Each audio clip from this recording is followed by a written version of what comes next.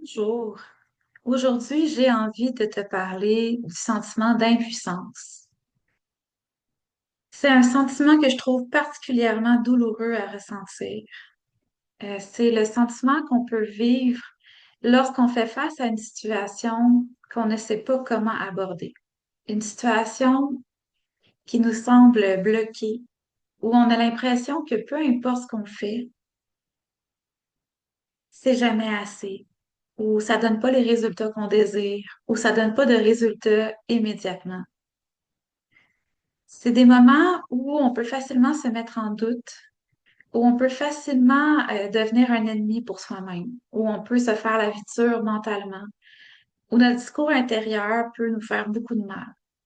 Moi, personnellement, dans ces moments-là, j'ai tendance des fois à me dévaloriser, à douter ou à m'activer. Hein, quand j'essaie de pas ressentir l'impuissance, j'ai une tendance à courir un peu comme une poule pas de tête chez nous, puis à essayer de trouver quelque chose à faire, puis rapidement. Et honnêtement, ça ne m'aide pas quand je fais ça. Au contraire, ça fait juste augmenter le niveau d'anxiété, ça fait juste augmenter euh, l'agitation dans ma tête, ça fait juste m'épuiser, me décourager davantage. Aujourd'hui, j'ai ressenti l'impuissance, mais j'ai pris le temps pour une des premières fois de ma vie de juste me déposer dedans, de juste reconnaître que je me sentais impuissante. Que même si je faisais tout ce qu'il faut, que en ce moment, la situation dans laquelle je me trouve, elle n'avance pas, ou je la vois pas avancer de ma perception à moi. Peut-être qu'elle avance d'une autre façon, puis je suis pas au courant, ça se peut. Donc, j'ai envie de t'offrir des moyens pour t'aider à apprivoiser ce sentiment-là d'impuissance, pour t'aider à la dédramatiser, à la normaliser et à mieux composer avec cette émotion-là dans ta vie. Donc, le sentiment d'impuissance, c'est un sentiment, dans le fond, qui arrive quand on se sent bloqué, mais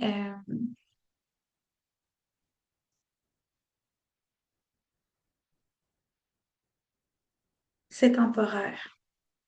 Première chose, c'est temporaire. On a l'impression des fois que c'est la fin du monde et souvent le mental se sent extrêmement effrayé par l'impuissance parce que c'est du vide, c'est de l'inconnu.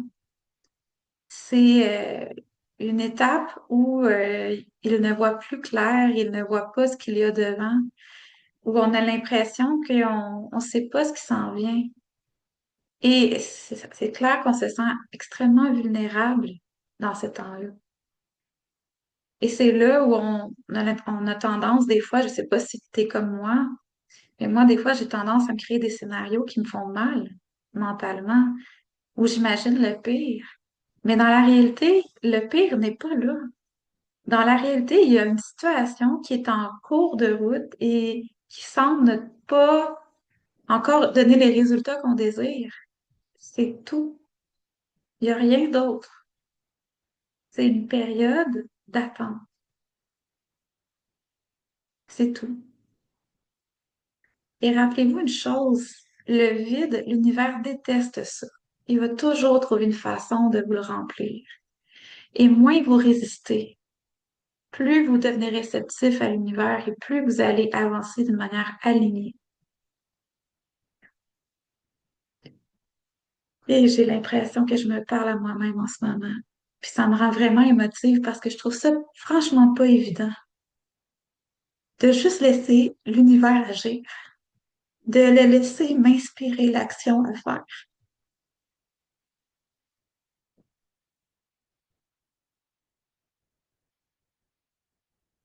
de l'écouter quand il me dit attends, attends, il y a des choses qui se préparent dans l'invisible que tu n'es pas au courant, qui vont t'aider.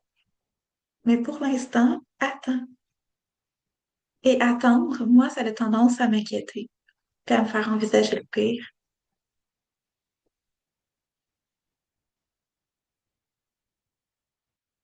Donc, comment on aborde cette situation-là qui peut sembler être une situation d'attente ou de vide? Première chose, admettre que l'on ressent de l'impuissance. Ça dédramatise, on arrête de courir partout en allant nulle part. C'est juste se poser à l'intérieur de l'impuissance puis dire, écoute, en ce moment, je me sens impuissant.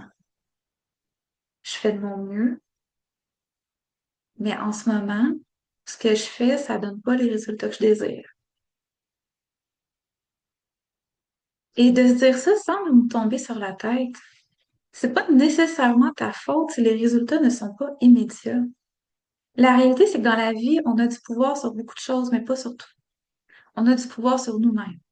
On a du pouvoir sur notre façon de gérer nos émotions, de gérer notre discours intérieur, de faire nos choix, de prendre nos décisions, d'agir, de répondre à nos besoins. On a du pouvoir sur ce qu'on décide de croire ou non. Mais on n'a pas de pouvoir sur les autres. On n'a pas de pouvoir sur leurs décisions, leurs réactions. On a du pouvoir sur notre façon d'interagir avec autrui. On a du pouvoir sur les relations qu'on choisit d'avoir ou non dans notre vie. On a le pouvoir sur les limites que l'on pose ou non, mais on n'a pas de pouvoir sur les décisions d'autrui. Puis la réalité, c'est qu'il y a beaucoup de choses dans la vie qui demandent à ce que d'autres personnes prennent des décisions ou qu'il y ait des opportunités qui arrivent dans notre vie. Oui, on peut poser des actions, aller vers certaines opportunités. Oui, on peut cogner à des portes. Encore faut-il que quelqu'un réponde. C'est quand même ça la réalité.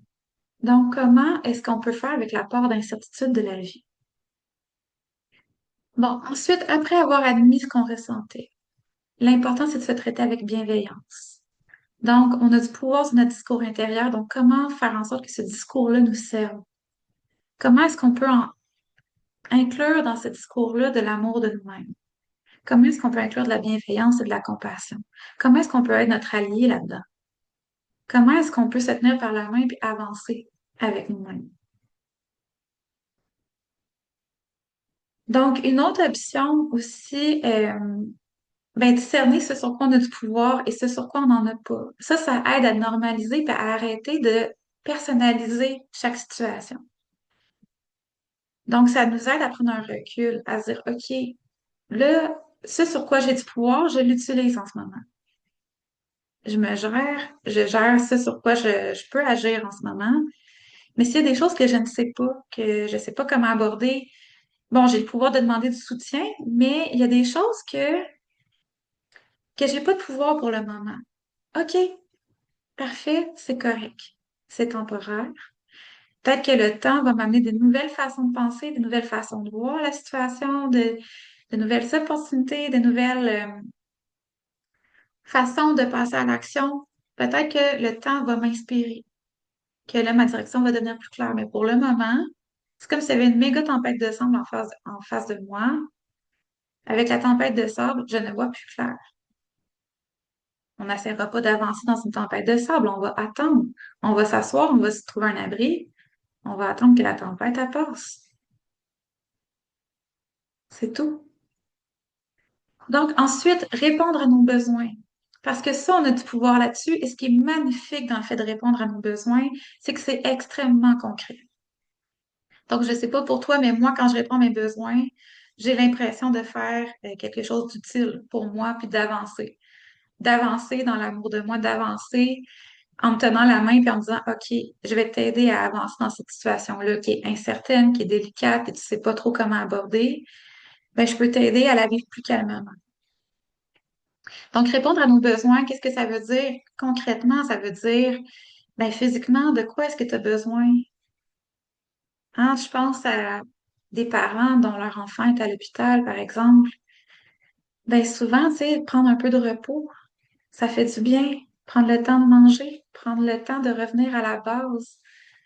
Parce que même si vous vous laissez mourir de faim, ça va pas faire avancer plus la situation dans laquelle vous êtes. Donc, prenez soin de donner de l'énergie à votre corps parce qu'il en a besoin. Il en a besoin pour rester alerte, pour rester réceptif à la vie. Répondre à nos besoins, ça peut aussi être d'en parler à quelqu'un. Ça peut être d'échanger des idées, mais ça peut être simplement de confier comment vous vous sentez. Tu sais, de déposer le trop-plein émotionnel à quelque part. Tu sais, ça peut être d'aller vous promener dans la nature, de retrouver un espace de calme, de revenir à des activités qui vous ramènent à une présence dans votre corps, qui vous amènent à habiter votre corps. Parce que je sais pas pour toi, mais moi, personnellement, j'ai tendance à m'activer mentalement quand je vis de l'incertitude. Donc, moi, mon moyen, c'est de revenir à l'ancrage, à m'ancrer dans des activités physiques, peu importe, mais des activités qui me ramènent dans mon corps, qui m'aident à apaiser mon système nerveux. Répondre à ses besoins, ça peut être aussi être au niveau spirituel. D'ailleurs, euh, une des astuces que je vous propose, que je te propose, c'est vraiment de te réfugier dans tes ressources spirituelles. Parce que l'impuissance, dans le fond, pour moi, c'est une invitation à la foi. Pas nécessairement une foi religieuse, mais la foi en la vie. Avoir foi qu'il y a quelque chose de plus grand à l'œuvre dans l'univers qui vient nous aider quand on ne sait plus comment agir, quand on n'a pas les réponses, quand on ne sait pas. C'est pas qu'on veut pas, on ne sait pas. Puis ça, ben, ça se peut.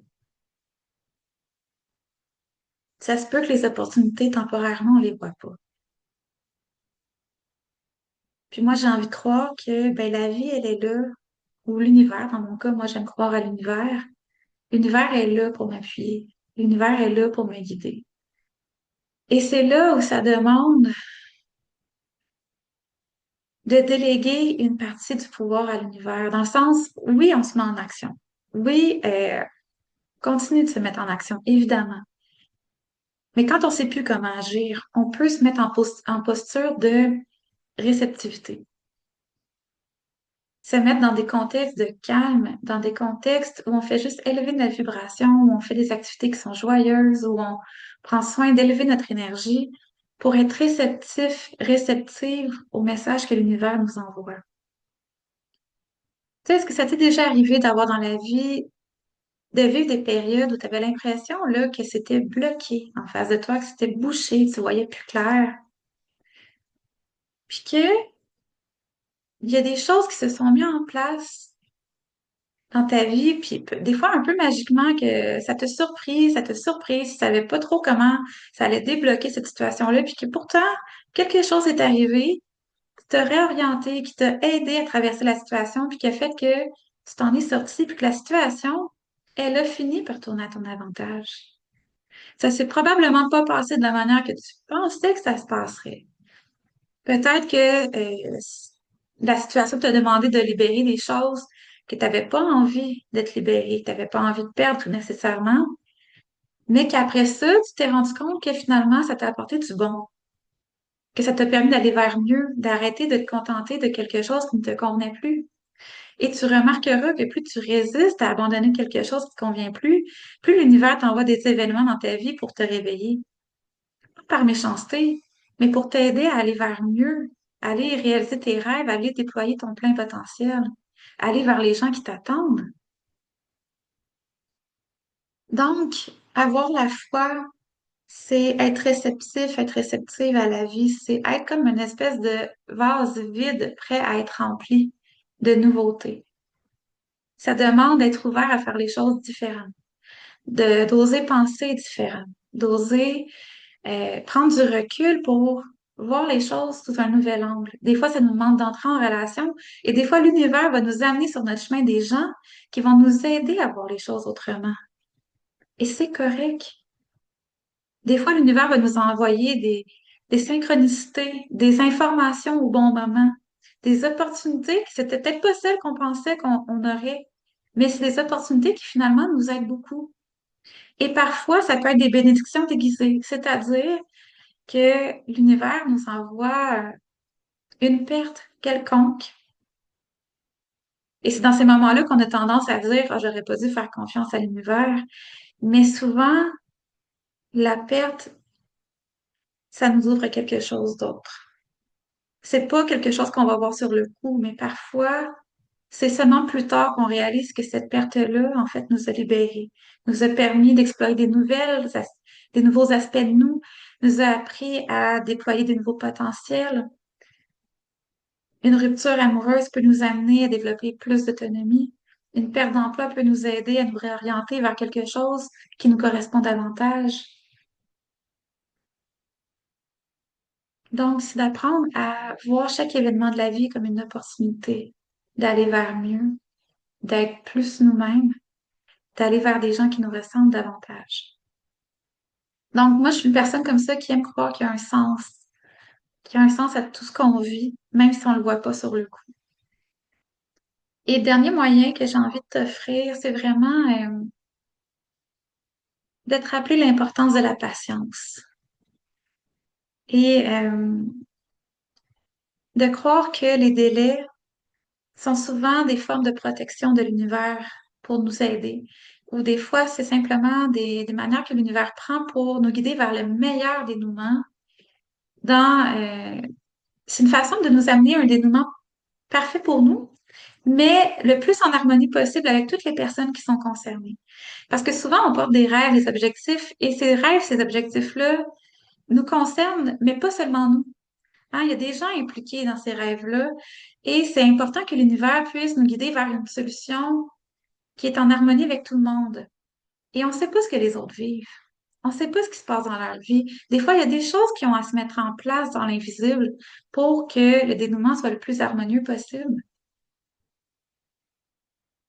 Des fois, là, les délais nous permettent d'avoir des informations supplémentaires qui vont rediriger nos plans, nous aider à faire des choix encore plus en accord avec nous-mêmes, plus respectueux des autres. Donc, c'est de se souvenir que la patience, elle joue en notre faveur. De se souvenir que le temps finit toujours par nous apporter des nouvelles informations ou opportunités. Et alors, même si le temps semble aller lentement, l'important, c'est qu'il est toujours en mouvement. Et le mouvement va apporter de la nouveauté, c'est sûr et certain. Ça peut pas faire autrement. Donc, j'ai envie de vous dire, ayez la foi. Aie la foi que le meilleur est à venir, que tu fais tout ce que tu peux, tu fais tout ce qui est en ton pouvoir, tu demandes de l'aide quand tu as besoin. Tu peux aussi nourrir tes rêves en leur envoyant des énergies positives, de l'amour, de la joie, de la gratitude. Nourris tout de suite la vibration que tu as envie de vivre concrètement. Ça donne encore plus de puissance à tes rêves, ça facilite leur manifestation. Donc voilà, donc je veux t'envoyer toute ma compassion en terminant parce que je sais que le sentiment d'impuissance, c'est un des sentiments que personnellement je trouve le plus difficile à vivre. Et je sais que je suis pas la seule, mais j'ai envie de te rappeler que c'est humain, c'est temporaire et que tu vas passer au travers, comme tu passes au travers de tout le reste. Donc je te souhaite une très, très belle journée.